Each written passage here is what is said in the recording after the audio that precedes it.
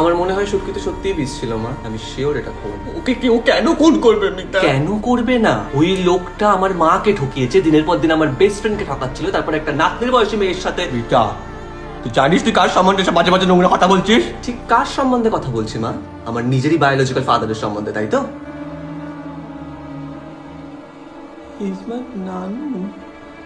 বাবলু জানতো না।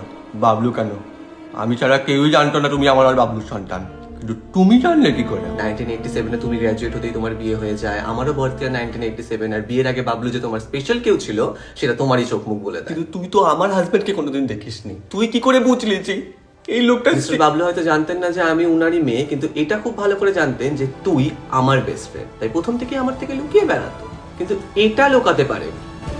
এটা আমার প্রথম গিফট ছিল, আমার জন্য একটা মিলে ছিল, ওর জন্য একটা মিলে ছিল।